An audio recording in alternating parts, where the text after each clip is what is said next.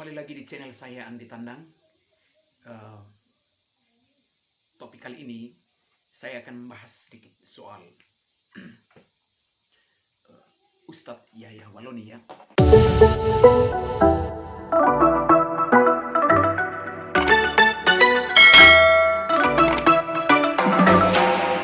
Beberapa waktu lalu Waloni dilaporkan karena diduga menghina atau menistakan agama, kitab suci agama Kristen, dan di beberapa media yang saya baca, Ustadz Waloni menyebut bahwa kitab suci agama Kristen itu bukan hanya fiktif tapi juga palsu. Sebetulnya kalau kita bicara soal Waloni, bukan hanya kali ini saja, dia sering mengucapkan ceramah-ceramah yang bernuansa provokatif dan tak jarang membangkitkan emosi publik. Misalnya saya juga bicara soal Tuhan Yesus itu nabi gagal, lalu kemudian ada juga hal-hal remeh-temeh yang menurut saya tidak perlu diucapkan oleh seorang pendakwah seperti Ustadz Waloni. Beberapa waktu lalu dia tidak, dalam sebuah ceramah, dia tidak mau untuk duduk di kursi Kristen. Karena itu dia minta panitia untuk menggantikan. Jadi soal-soal semacam ini pun hal-hal yang menurut saya sangat remeh-temeh sekalipun diklasifikasi. Jadi ada Kristen, ada Islam, ada kursi Kristen, ada kursi Islam, dan lain sebagainya. Tentu saya tidak akan bicara soal dalil teologis ya, untuk membangun semacam narasi oposisi terhadap Waloni, karena memang banyak sekali pemuka agama atau video-video yang diedarkan ke publik oleh pemuka agama, oleh para teolog yang sebetulnya masih punya kapasitas soal itu. Tetapi ada beberapa poin penting ya yang menjadi catatan saya ya. Pertanyaan sederhananya itu adalah, mengapa Ustadz Yahya Waloni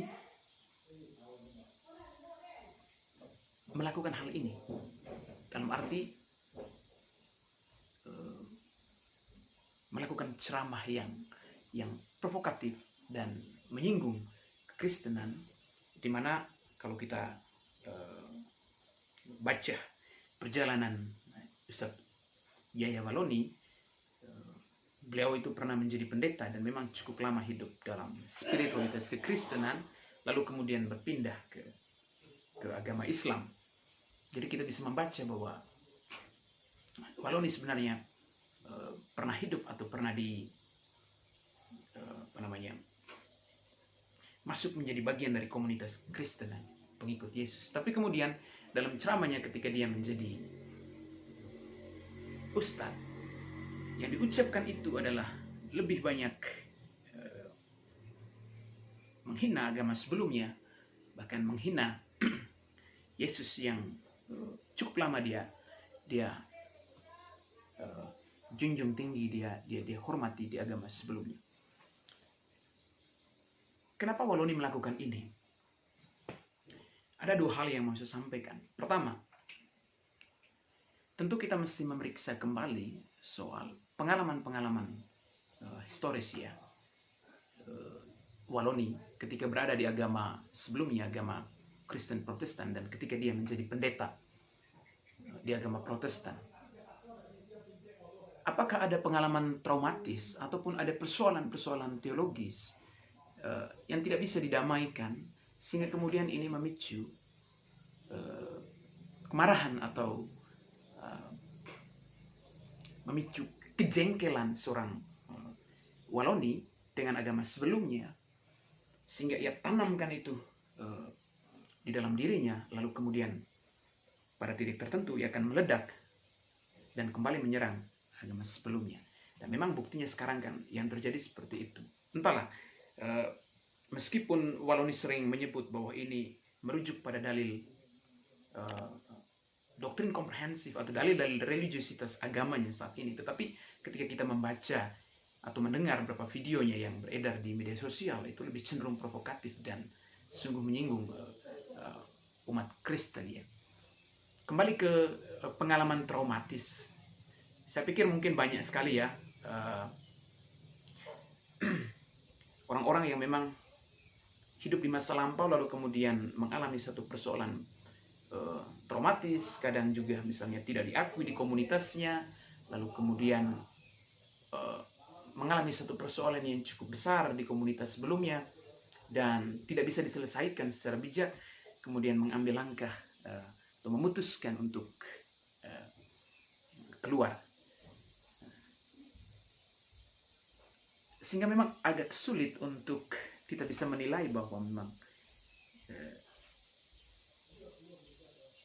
pindahnya Waloni dari agama sebelumnya ke agama yang sekarang itu murni kesadaran religius atau memang semacam pertobatan teologis, bahwa ia tidak menemukan sesuatu yang nyaman, yang damai di agama sebelumnya. Ia tidak menemukan surga di agama sebelumnya, tetapi ia mampu menemukan surga di agama yang sekarang yang ia percaya, ia yakini. Tetapi cara berpikir semacam ini soal pengalaman-pengalaman religius semacam ini memang agak susah untuk dibuktikan. Yang bisa dibaca publik itu adalah bagaimana kemudian hasil atau buah ketika misalnya seseorang itu pindah. Katakanlah Waloni, ketika dia pindah ke agama Islam, lalu buah yang dihasilkan itu seperti apa? Apakah memang ketika dia menjadi ustadz, khutbahnya lebih sejuk, ceramahnya lebih adem, tanpa ada nuansa-nuansa provokatif, dan lebih fokus pada misalnya penguatan iman dengan dalil-dalil religius agamanya tanpa harus menyinggung agama sebelumnya. Bahkan hampir setiap ceramah tidak pernah Waloni itu tidak mengucapkan atau menyinggung kekristenan, selalu disinggung. Jadi memang kita perlu bertanya, apa motifnya ini? Sehingga tadi memang pada poin pertama itu saya melihat, apakah ini punya korelasi dengan pengalaman traumatis Waloni masa lalu ya, ketika dia hidup di komunitas sebelumnya, atau mungkin dia ada persoalan-persoalan teologis atau persoalan-persoalan lain yang cukup rumit, misalnya komunitas yang memang tidak mampu untuk diselesaikan, lalu kemudian dia memilih untuk pergi dan menemukan sesuatu yang baru di luar. Dan mungkin ini butuh ketelitian untuk mengecek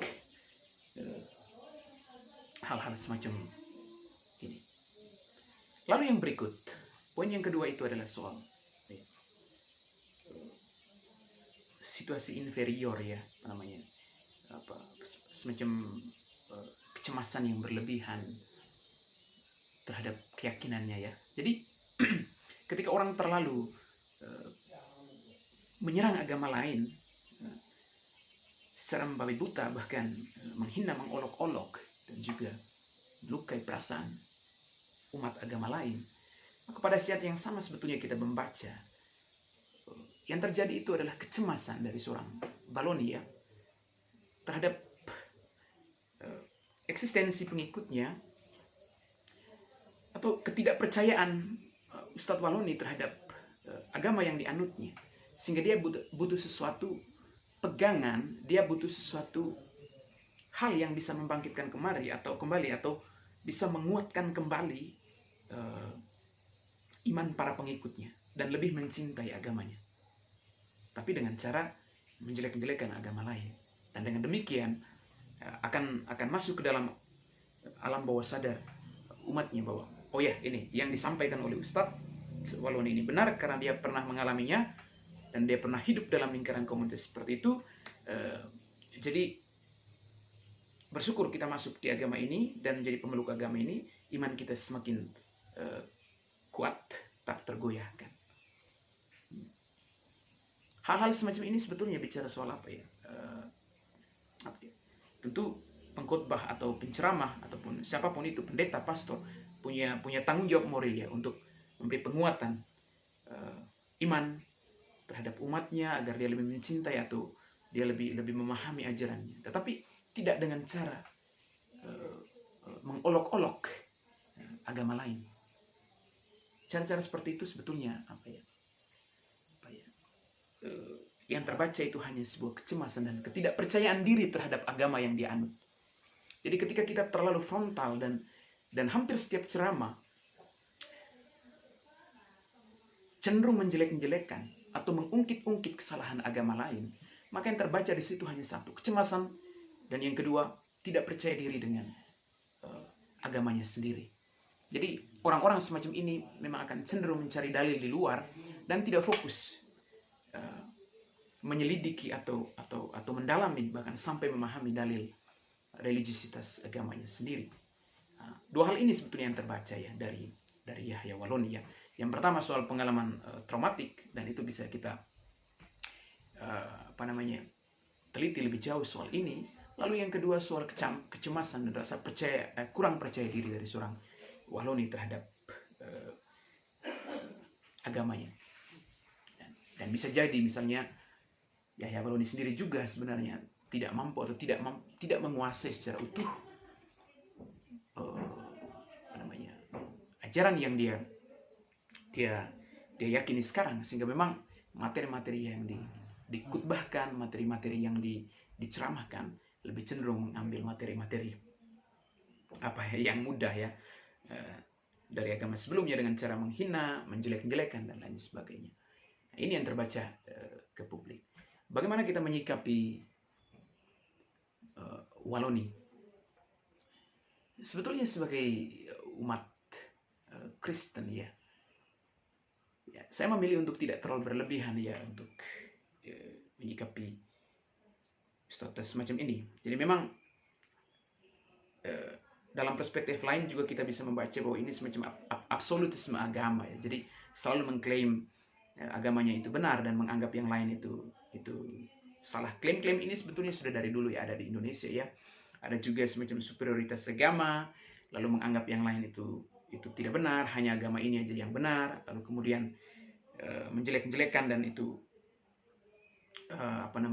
menyebut agama lain itu salah. Dan ini sebetulnya sering terjadi ya di Indonesia, dan masa ini juga bagian dari absolutisme agama ya. Tapi bagaimana kita menyikapi ini? Tentu kita lebih open minded ya, lebih open minded, cara berpikir kita lebih terbuka sehingga kita tidak perlu terlalu terprovokasi ketika berhadapan dengan narasi-narasi yang diucapkan oleh pendakwah semacam ini, semacam Ustadz Waloni ya. Karena biasanya kita kalau semakin kita mendalami suatu keyakinan, biasanya kita semakin bijaksana, lalu kemudian akan dilihat dari buahnya. Oke? Itu yang membedakan ya. Jadi Kristenan itu dilihat dari buahnya ya, bukan hanya yang diucapkan di mulutnya, tapi dilihat dari pola laku, sikap hidup, bagaimana membangun relasi sosial dengan sesama, lalu kemudian bagaimana mengambil bagian dalam persoalan-persoalan kemanusiaan dan persoalan-persoalan sosial yang terjadi. Nah, itu buah-buah kekristenan sebetulnya. Jadi ketika misalnya muncul ceramah-ceramah semacam ini, mungkin kita cukup menggunakan akal sehat untuk memahaminya ya, dengan cara pandang lain. Dan kita bersyukur juga banyak pemuka-pemuka gereja, misalnya ada dari Protestan, ada dari Katolik yang coba untuk memberikan semacam counter narasi teologis terhadap Waloni, dan ini setidaknya bisa membantu pemahaman kita ya akan kekristenan secara umum ya. Tapi sebagai publik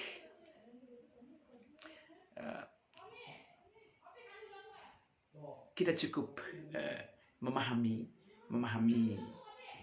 Waloni dalam dua konteks ini aja. soal pengalaman traumatis yang dia alami di komunitas sebelumnya, di agama sebelumnya, atau memang dia kurang mendapat tempat di agama sebelumnya, atau memang mungkin kehilangan followers atau jemaat di agama sebelumnya, dan juga soal kecemasan dan ketidakpercayaan diri dari seorang Wallonie terhadap agama yang dipeluknya sekarang, sehingga dia mesti harus mengambil materi dari agama sebelumnya dan dijadikan olok-olokan untuk mempertebal iman atau keyakinan umatnya sekarang, atau pengikutnya yang sekarang.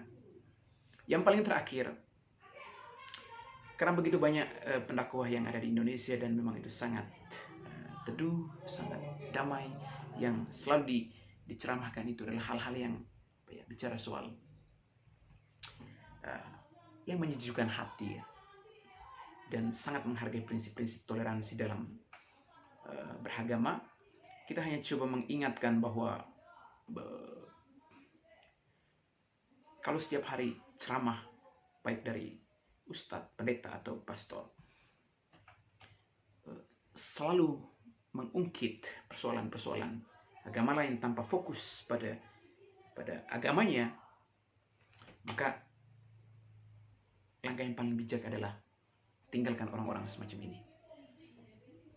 Dengan cara begitu kita akan meminimalisir beredarnya orang-orang yang cenderung provokatif dan barbar dalam mengomentari atau menyinggung agama lain yang berbeda dengan.